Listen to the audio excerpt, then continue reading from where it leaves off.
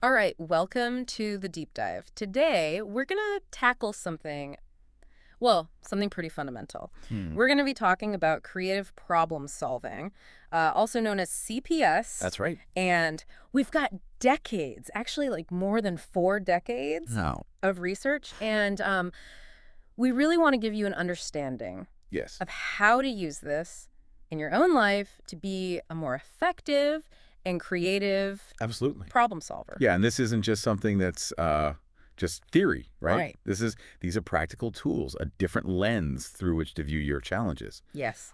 whether that's at work or in your personal life, a new project that you're starting, really anything. So let's define this right away. Yeah. What is creative problem solving? Because it sounds like more than just coming up with ideas. Yeah, it is. I mean, CPS is a structured approach to problem solving, yet adaptable. Yeah. And it really helps you to not just define problems, but also generate ideas. Yeah.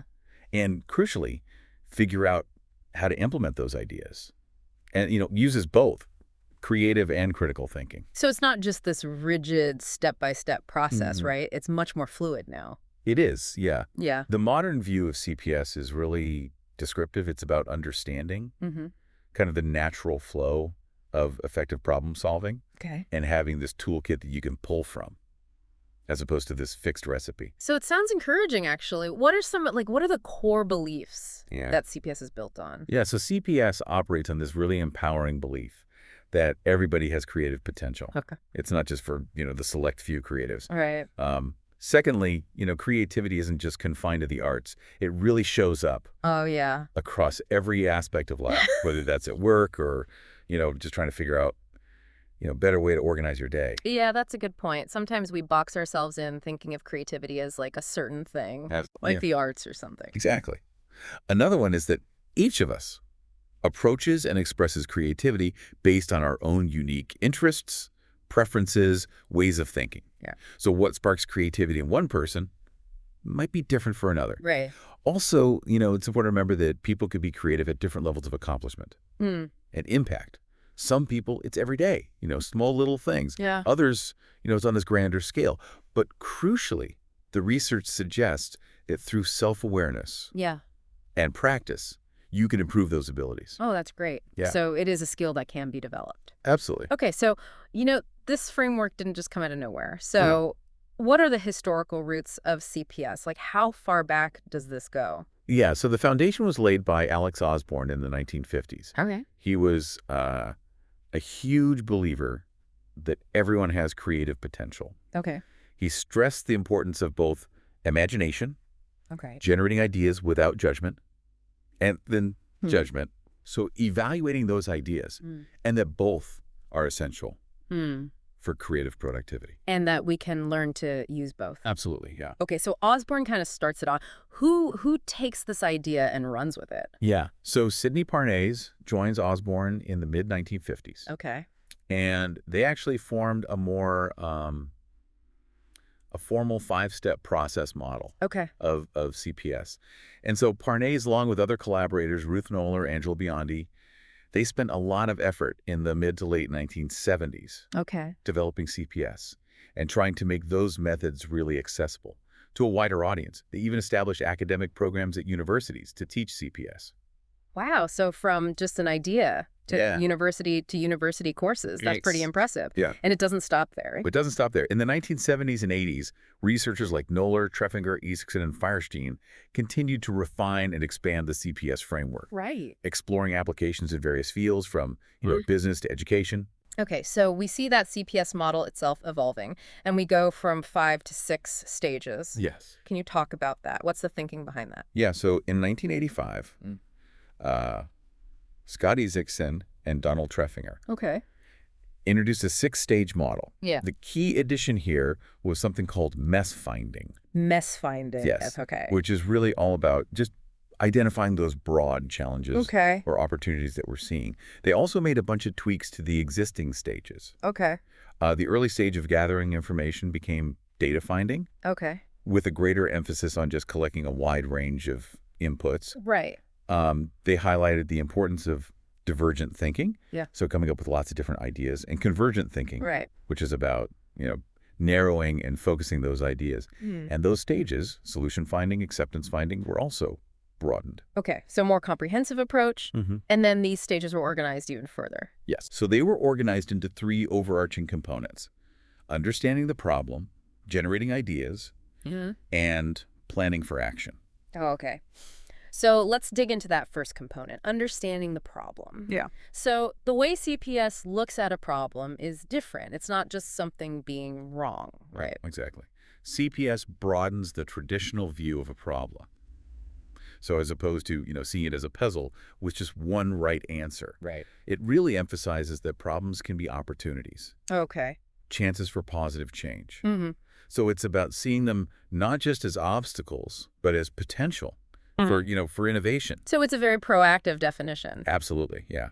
A problem is defined in CPS as any significant, open-ended, and ambiguous situation Okay. that requires you to develop new options and a plan for implementation. It's not about just recalling the answer that you already know. It's coming up with something new. Exactly, yeah. Okay. So our sources talk about CPS today being a descriptive framework. What does that really mean in practical terms? Like, how is that useful for somebody trying to solve a problem? Yeah. It means that we've moved away from seeing CPS as this rigid, linear procedure you must follow step by step. And instead, it's now understood as a more natural and flexible approach. Okay. That describes how creative problem solvers actually tend to work. You mentioned this analogy about mathematical tools earlier. Yeah. Can you explain that a little bit more? Yeah. Imagine you're trying to tackle a complex mathematical problem. You could do it with a slide rule. And it might work for, basic tasks. The early versions of CPS were a bit like that, a set of basic steps. And then came, the handheld calculator, making many calculations much easier and faster. That's kind of similar to, some of the mid-stage developments in CPS. Today, we have powerful computer software that can handle incredibly complex equations. And modern CPS is like that software. So it's more sophisticated. Exactly. But the underlying logic is consistent. Yes. It's just that we engage with it differently. All right. Contemporary CPS emphasizes a natural process representation, Okay. meaning it aligns more closely with how our minds naturally explore and resolve issues. Okay. It's descriptive. It outlines, what that effective problem solving looks like, rather than strictly prescribing a sequence of steps. This also makes it much more flexible and responsive to various considerations, like the task, the context, your personal preferences, the methods you're using, and even your own thinking processes. Metacognitive Exactly. considerations. And this leads us to task appraisal and process planning. Yeah, task appraisal is really about consciously evaluating outcomes, people, context, methods. It's about understanding the whole landscape of the problem. Process planning is then making deliberate decisions about which stages of CPS to focus on, what tools and techniques to use, and in what order. Okay. So it's not just a checklist, the steps. Right. It's really thinking about which tools to use when. Exactly. It's a collection of valuable tools that you can thoughtfully, apply as needed. Okay, so we have these 3 components with 6 stages, but it's not linear. Correct. Let's go back to that first component, understanding the problem. Our sources say that's not always the first step. Yeah. So how do we decide? How do we know when? Yeah, and it might seem counterintuitive to not always start by defining the problem. But sometimes, you might find yourself jumping into brainstorming potential solutions. Yeah. Or even experimenting. Yeah. Before you fully understand what that core issue is. So the decision to focus on, understanding the problem really depends on, how ambiguous that initial situation feels. Okay. If things are vague and ill-defined, then this becomes super important. Right, because you could end up solving the wrong problem. Exactly. Okay. So within understanding the problem, we have mess finding, data finding, and problem finding. Yeah. Let's start with mess finding. What exactly is a mess? Because it does kind of sound negative. Yeah, it can. But in CPS, a mess is just that broad initial awareness of, a challenge, an opportunity you see, an area that you would like to improve. It's usually a brief and positive statement outlining a desired outcome or a direction. Okay. You could think of it as that feeling that something isn't quite right, or maybe the spark of an idea for something better, even if those details are a bit fuzzy. Right. They gave an example in one of our sources, a business owner who might say, we want to reach new customers. Okay. That's it. That's their mess. Okay. It's broad, brief, beneficial statement. of a desired direction. Okay, so it's not really that messy then. No, it's just about, recognizing those, vague feelings of unease or potential Yeah. and articulating them, even if just as this broad direction. Okay, so what comes next? Next is data finding. Okay. Once you have that sense of the mess, Right. the goal here is to just gather all the relevant information. Okay. So this is where you ask those, fundamental questions like who, what, where, when, why, and how. Oh, okay. By exploring these, you can start to uncover important facts, opinions, feelings, concerns, even contradictions Right. related to that mess. It's like casting a wide net to collect all the puzzle pieces. But then you got to put those puzzle pieces together. Right, exactly. Yeah. And so part of data finding is convergence. Okay. After gathering all this information, you're looking for patterns, clusters, Okay. and these will help to identify those most important aspects Right. of the situation. And that leads us to problem finding. Yes. How do we go from these clusters to a problem statement? Yeah, so in problem finding, the aim is to formulate a specific and targeted question Okay. that you can then focus on to generate potential solutions. Okay. The diverging part of this stage involves brainstorming, many different ways to phrase the problem. Okay. An effective technique here is to use what we call invitational steps, Okay. like in what ways might, how might we. This encourages, a broad, open search for solutions. Okay. And problem statements formulated in this way are usually concise. They avoid any unnecessary constraints. Why is it that those question starters are so effective? Yeah, they're designed to be open-ended. Okay. And to prevent you from limiting your thinking too early, Right. they invite a wide range of ideas Right. without suggesting any particular type of solution. Okay, so give us an example, like in a real world scenario. Yeah, so let's say you're struggling with, managing your workload. Okay. A mess finding statement might be, I'd like to feel more in control of my time, Okay, yeah. right? And then data finding would involve, looking at how you actually spend your time. Yeah. What tasks take the most energy, when you feel most overwhelmed, that sort of thing. Right. Problem finding then might lead to a question like, in what ways might I better prioritize my daily tasks? Right. You see how it becomes more focused. Yeah, it goes from this broad, I don't have control over my time, Yeah, to specifically, how can I prioritize? exactly. That's great. All right, so we understand the problem now. We go into generating ideas. Yes. This is where the brainstorming comes in, right? Yeah, exactly.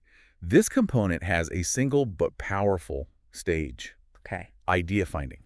So what's the focus in idea finding? The first part of idea finding is all about divergence. Okay. This is where you're striving to generate as many ideas as possible. Right. We call that fluency.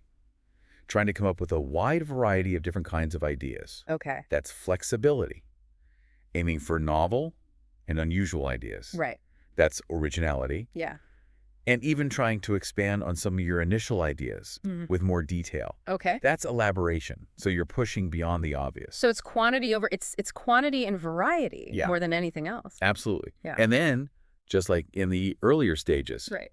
there's a convergence phase. In idea finding, it involves examining the generated ideas, Mm-hmm. reviewing them, grouping similar ideas together, Okay. and then selecting the most promising options that you want to move forward with. All right. So we've got some promising ideas. We move to planning for action, Yeah, which I guess is the rubber meets the road. exactly. Yeah. This component focuses on strengthening those promising ideas and preparing for their successful implementation. Okay. And it involves two key stages, solution finding and acceptance finding. Solution finding, what happens there? Yeah, in solution finding, you're taking those promising ideas from the previous stage Right? and you're examining them more closely. You're starting to think about, specific steps needed Okay. to turn them into reality. Yeah. If you've got a few strong options, the focus might be on, refining, developing each of them. Okay. If you have several options, you might prioritize them or even combine elements Right. from different ideas Yeah. to create a more comprehensive solution. Okay. So are there specific techniques that are helpful here? Yeah. For example, you might use strategies to, assess the strengths, weaknesses, unique potential of each option. If you need to prioritize, you could use a ranking system or compare options against specific criteria Right. that are important to you. Okay. And if you have many ideas, you might look for common themes and try to synthesize them into a smaller, more manageable set of choices. Okay. So we've narrowed it down. Yeah. We've found, a good solution or two or three or how many, whatever it is. Right. What about acceptance finding? Yeah, acceptance finding is crucial to ensure that that solution actually is implemented successfully. Okay. This stage involves identifying potential sources of support. Okay. We call them assisters. Okay. Could be people who will champion your idea, Yeah. resources that you might need, Okay. or even, just favorable timing. Yeah. It also involves anticipating potential sources of resistance. The opposite. Exactly. Resistors. Could be obstacles, individuals who might oppose the idea, Right. or potential risks that could derail your plan. So by identifying these... So it's getting buy-in, but also being prepared to Exactly. take the pushback. Yeah, and developing strategies to leverage the support and overcome or mitigate the resistance. Okay. Acceptance finding also includes formulating a detailed action plan, Right. which outlines the specific steps to be taken, who will be responsible for each step, what resources will be required, and a timeline for implementation. Right. So turning that chosen solution into this concrete roadmap for action. Okay. So our sources talk about, implications for education. Like, how is this relevant to learning? Yes, CPS has actually been applied Mm. across all age groups and educational levels, Yeah. from early childhood all the way through to university, professional development. One of the key shifts in education is moving away from just teaching about CPS as an abstract concept, Right. and instead focusing on the application of CPS to real-world problems. Hands-on. Exactly. So this helps make learning more, more relevant and engaging. Instead of just, memorizing the steps, you're actually using them. Right. This aligns perfectly with the growing emphasis, in education on authentic learning, Okay. where students can actually grapple with, significant problems that have real-world relevance. CPS provides a framework for developing, those problem-solving skills. Our sources also challenge the traditional, very rigid step-by-step approach to problem-solving Okay. that sometimes we see taught in schools. The dynamic and adaptable nature of modern CPS offers a realistic and ultimately more effective alternative. Empower students to take ownership. Exactly. Yeah. And our sources really highlight this, the increasing importance of metacognitive skills when using CPS effectively. Okay. So this includes, being aware of different strategies for generating and evaluating ideas, Okay. understanding the language and stages of the CPS process, Right. recognizing when CPS is the right approach to use, understanding different roles people can play in group problem solving, and crucially, engaging in that task appraisal and process planning. Right. So consciously thinking about the nature of the problem Okay. and the best way to approach, the problem-solving process itself. It's not just the tools, it's how you use them. Exactly, yeah. Yeah. Learning to use CPS for meaningful tasks, Mhm. it takes time, effort, and reflection. Right. It's not about memorization. It's about developing this adaptable mindset. Yeah. And finally, our sources highlight the connection between this dynamic CPS framework Mm. and understanding individual problem-solving styles. Right. And the interplay between, assessing those styles and tailoring instruction. Okay. So this has been a really great look at creative problem solving. I Yeah. think we covered a lot. Yeah.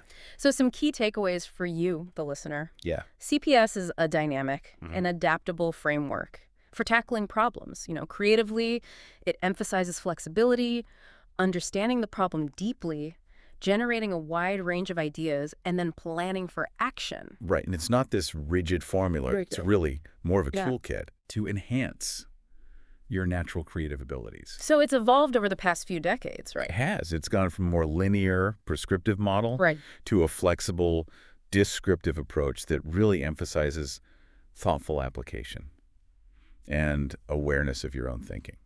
So for you, listener, here's something to think about. Yeah. Think about a recurring challenge that you face, either professionally or personally. Mm.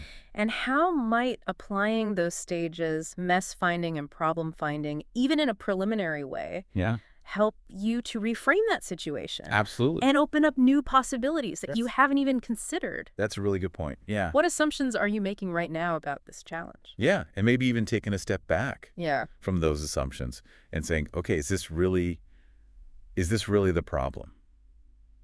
Or is it something else? Really interesting stuff to consider. Yeah, for sure. Thanks for joining us. It was my pleasure.